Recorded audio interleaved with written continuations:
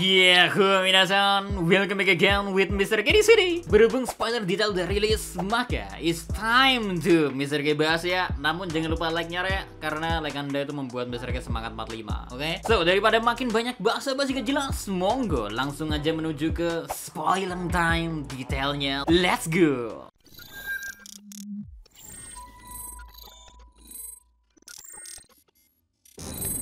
Chapter 1108 nantinya akan berjudul Wow, please respond, yang berarti kalau dalam bahasa kita ya, dunia tolong tanggapi. Buat cover pack nanti bakal diisi oleh color spread yang mana menunjukkan Nami, Robin, Buah Hancock, Reiju, Uta, serta Tasigi lagi asyik minum wine bersama di sebuah sofa yang elegan dan dikelilingi 3 anjing ras Yorkshire Terrier. Color spread kali ini disebut sebagai bagian dari promosi novel One Piece terbaru bernama Heroine. Novel ini akan berisi cerita pendek tentang wanita-wanita cantik dan aduhai lagi strong tadi ya guys. Semisal di total ya chapter 1108 akan berisi 15 halaman, 2 halaman color spread seperti yang dibahas tadi, sedangkan 13 sisanya isi konten dari chapter yang melanjutkan bagian cerita kemarin. So, kita mulai ceritanya. Di awal kita diberi kelanjutan soal Karibo yang meminta untuk menemui Kurohige. Namun, baik Van Augur maupun Devon tidak mempercayai Karibo, Menanggapi hal tersebut ya, Karibo mengatakan ia mempunyai informasi yang berharga. Semisal mereka membawa Karibo ke Kurohige, dia bakal menceritakan semuanya. Sayang, di chapter ini gak ada kepastian apakah akhirnya Karibo beneran dibawa oleh Van Augur dan Katarina Devon atau ditinggalin, Semoga Mr. K berharapnya ditinggalin, karena informasinya terlalu bahaya kalau sampai ke Kurohige. Tapi untuk kepastian soal Karibo, kita perlu bersabar lagi kayaknya beberapa chapter sih. Lanjut, cerita beralih ke bagian Angkatan Laut. Kali ini kita diperkenalkan 9 wakil admiral yang beroperasi untuk Buster Call kali ini. Secara urutan mereka adalah Pomsky, Doberman, Doll, Tosa, Arban, Bluegrass, Hon, Red King, dan Guillotine. Kalau kalian sadar nama-namanya nama anjing semua. Ingat Mr. K bukan bilang ke kalian ya, emang nama-namanya ini lebih ke arah anjing sih. Oke, para marine ini sukses dibuat repot oleh Pacifista. Terlebih Pacifista dilengkapi Bubble Seal, yang mana seal ini bahkan sanggup menghalau bola meriam. Melihat hal tersebut ya, salah satu wakil admiral, Doberman, memberi perintah kepada seluruh wakil admiral yang ada untuk memprioritaskan penangkapan Bonnie. Hal tersebut perlu dilakuin mengingat kini ya Bonnie memegang otoritas utama dalam perintah Pacifista. Sehingga semisal Bonnie terbunuh, mereka bakal punya kuasa penuh lagi soal Pacifista, serta setidaknya bisa mengendalikan situasi kembali. Nah, saatnya kita menyorot ke bagian SCP Crew deh. Sebagai catatannya, bakal dibagi jadi 2 scene, yakni grup Franky, kedua grup Luffy. Ini artinya, grup yang berisikan Zoro, Jinbe, Brook, dan Usopp gak dimunculin di chapter 1108 ini, kita fokus lebih dulu ke grup Franky ya. Kebetulan mereka didatangi dan dirusuh oleh wakil admiral lain bernama Tosa. Untuk menghentikan Franky Group ya, Tosa menyerang menggunakan teknik layaknya sebuah gulat dan diberi nama Tosagami, yang berarti Earth Tea Bite atau gigitan teh tanah. Kayak minum aja ya. Entah apa maksudnya, namun berhubung ini katanya gulat, mungkin seperti teknik kuncian gitu ya, Nanti kita simak lebih lanjut lah kalau chapternya udah rilis. Terus, teknik Tosagami milik Tosa ini kekuatannya setara dengan 10 Shigan. Wow. Tapi mau sehebat apapun wakil admiral ini, mudah aja buat Dory dan Brogy mengajarnya. Malahan kedua raksasa pemimpin Giant Warrior Pirates ini hanya butuh serangan yang normal. Dory dan Brogy kemudian meninggalkan grup Franky bersama beberapa raksasa untuk membawa kembali mereka ke kapal. Bonnie terus memberitahu bahwa Luffy, Sanji, dan Dr. Vegapunk masih ada di tengah-tengah pulau serta terlibat dalam pertarungan. Nah, mendengar hal tersebut ya, Dory dan Brogy pun berinisiatif untuk membantu segera. Oh iya, saat nama Vegapunk disebut, Dory bergumam, Vegapunk, dia pasti orang yang diceritakan ke kita oleh orang terpelajar itu. Dory menyebut scholar, kata ini bisa berarti sarjana, ilmuwan, dan semacamnya. So, biar lebih general aja ya, Mr. K menerjemahkannya sebagai orang terpelajar. Sepertinya kita belum tahu lah siapa sosok orang terpelajar ini, karena ini merupakan hal yang baru. Tapi kalau ada yang tahu, tolong coret-coret aja di kolom komentar, oke deh? Lanjut, Wakil Admiral Bluegrass ditunjukkan tengah mengendari Sea Beast Weapon bersama Doll. Bluegrass bertanya ke Doll apakah ia melihat gimana kekuatan dari para raksasa. Doll pun membalas bahwa dia udah bekerja di bawah komando Saul 20 tahun yang lalu. Lalu kita ke bagian terserunya, melanjutkan pertarungan Luffy, Luffy versus everybody. Prepare for yourself, oke? Dr. Vegapunk memberitahu Luffy dan Sanji kalau mereka nggak perlu membawa Vegapunk lagi.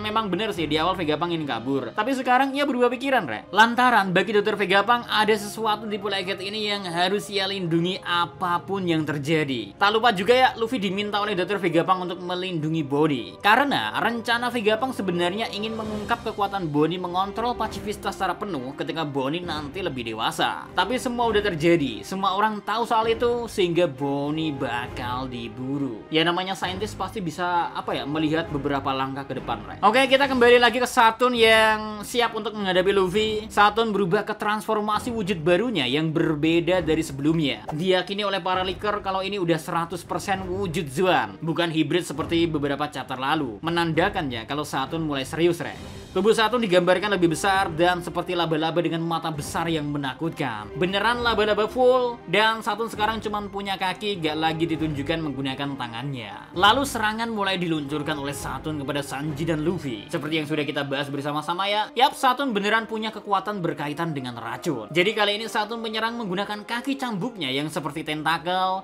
dan kaki itu terdapat racun, Uniknya, Luffy sama sekali gak kewalahan. Luffy bisa menghindari semua sambil bercanda pula. Seperti biasa, full senyum ala-ala Nika. Sedangkan Sanji ditunjukkan tengah membawa Dr. Vegapunk buat kabur dari serangan Saturn. Meski Vegapunk menolak dan menegaskan semisal ia udah bilang buat ditinggalin aja, tapi Sanji tetap aja berinisiatif membawa Vegapunk, Sanji agak lengah di sini, sehingga sepat kilat Kizaru muncul di hadapan Sanji dan sukses menendang Sanji membuat Vegapunk lepas dari tangan Sanji. Maklumin buat Sanjing ya.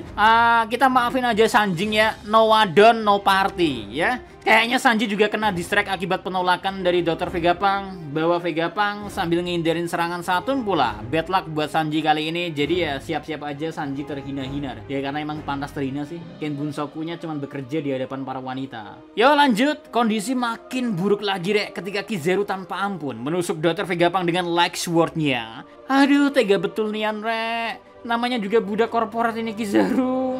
Luffy yang telah melihat apa yang terjadi segera meminta Sanji buat bawa Dr. Vegapunk lari. Kemudian Luffy langsung berubah menjadi raksasa. Sekarang ya gantian Luffy juga lebih serius dari sebelumnya. Epic moment pun tersaji, disuguhkan ke kita dalam double halaman pula. Momen itu adalah penggambaran Luffy yang memegang kepala Saturn di tangan kiri dan seluruh tubuh Kizaru di tangan kanannya di waktu yang bersamaan. Kizaru bahkan sampai muntah darah ketika Luffy menggenggamnya. Power of Gear 5 nih bos, single dong. Satu Gorosei dan satu Admiral langsung gak sebanding sama Luffy. Ini Admiral sama Gorosei lain gak ada yang mau bantuin kah? Luffy yang udah menguasai pertarungan tersenyum lebar sambil berkata kepada keduanya, "Tidak mungkin aku membiarkan kalian pergi." Luffy lagi dalam mode bantai-bantai, Kizaru sampai gak sanggup berkata-kata menghadapi kekuatan gila dari Luffy. Oke, next kembali menyorot ke Vegapunk dan Sanji yang udah jauh dari medan pertempuran, tapi form raksasa Luffy masih terlihat sekalipun dalam jarak yang jauh itu. Sanji dikejutkan oleh Dr. Vegapunk yang tiba-tiba tersenyum meski dalam keadaan penuh luka. Sanji menanyakan ke Vegapunk apakah dia sudah mati, ada apa dengan senyuman itu. Shin kemudian langsung menyorot Punk Record Lab. Wajah Dr. Vegapunk tiba-tiba muncul di layar dan mulai berbicara. Halo, halo, tes, dunia, tolong tanggapi. Aku Dr. Vegapunk, si ilmuwan jenius. Pesan yang akan kukatakan kali ini mungkin akan mengagetkan kalian semua. Tapi ini semua adalah kebenaran dari dunia ini. Wow. And last, berakhirlah chapter kali ini yang ditutup dengan kalimat pamungkas dari Dr. Vegapunk. Ada yang spill ke seluruh dunia guys. Vegapunk lagi cooking nih. Tapi kalau udah sampai dengan cara begitu, apakah benar-benar bertanda Dr. Vegapunk gak bakal selamat pada upaya pelarian Egghead kali ini? Sungguh pengorbanan yang mahal sih. Tapi setidaknya kita bakal bisa dikejutkan oleh pengumuman yang Dr. Vegapunk buat. Oke, BTW ada kabar baik lainnya, yaitu minggu depan no break. Sabarin seminggu lagi, kebenaran bakal terungkap. Kalau emang ngelanjutin sih, gak pindah sih. Kalian tahu kan kelakuan Oda? Kalau pas momen kayak gini dipindah ke chapter lain. Odang ya. Well, itu dia buat spoiler detail kali ini, Jangan lupa like-nya dan jangan lupa mampir ke Tokopedia Mr. K, Hobi Mr. K. Di sana Mr. K jualan poster, mousepad dan katakanlah merchandise spesial eksklusif berbahan yang super premium dengan harga yang agak-agak sih. So, thank you BTW. See you next time. Adis everyone. Salam Animania.